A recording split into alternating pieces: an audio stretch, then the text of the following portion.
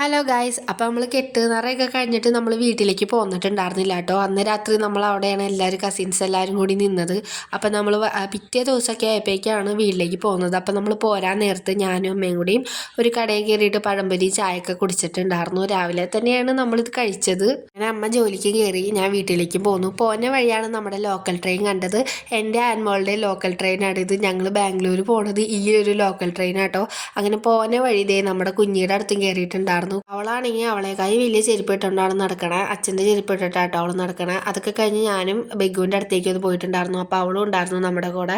വന്നു കഴിഞ്ഞപ്പോൾ കറിയൊന്നും ഇല്ലാത്തതുകൊണ്ട് തന്നെ ഞാനൊരു മുട്ടക്കറി ഉണ്ടാക്കി. എനിക്ക് ആകെ അത് മാത്രമേ വെക്കാൻ അറിയുള്ളൂ.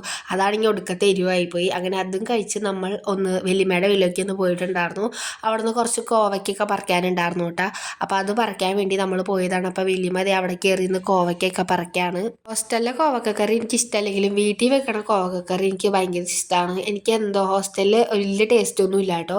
എന്നാൽ നമ്മളൊന്നും ഹോസ്റ്റലിൽ ഫുഡൊന്നും കളയുമില്ല. നമുക്ക് ആവശ്യമുള്ളത് മാത്രമേ നമ്മൾ എടുക്കുകയുള്ളൂ. കാരണം ഇതുപോലും കിട്ടാത്ത കുറേ പേരൊക്കെ ഉണ്ടല്ലോ നമുക്കിടയിൽ. അതുകൊണ്ട് നമ്മൾ ആ ഫുഡ് അങ്ങോട്ട് വേസ്റ്റ് ആക്കാറില്ല. നമുക്ക് ആവശ്യമുള്ളത് മാത്രം എടുക്കാറുള്ളൂ. ഒരു 4 മണിയായപ്പോഴേക്കും വലിയമ്മയുടെ കൂടെ തയ്ക്കാൻ വേണ്ടി പോയിട്ടുണ്ടായിരുന്നു കേട്ടോ. അപ്പോൾ ആ വീടിൻ്റെ നേരെ കാണുന്നതാണ് ഈ ഒരു വീടിൻ്റെ മുകളിൽ നിറച്ചും പൂ പിടിച്ച് കിടക്കുന്നത്.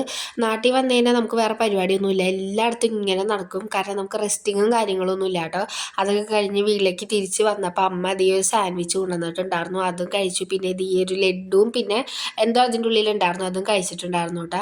പിന്നെ അമ്മ പൈനാപ്പിൾ മേടിച്ചിട്ടുണ്ടായിരുന്നു. അതും നമ്മൾ കഴിച്ചു. നാട്ടിൽ വന്നതിന് നമുക്ക് ഫുഡടി മാത്രമേ ഉണ്ടാവാറുള്ളൂ. പിന്നെ ബജിയും കഴിച്ചു. ഇന്നത്തെ വീഡിയോ ഇത്രയുള്ളൂ. അപ്പോൾ ഓക്കെ, ബൈ ഗായ്സ്.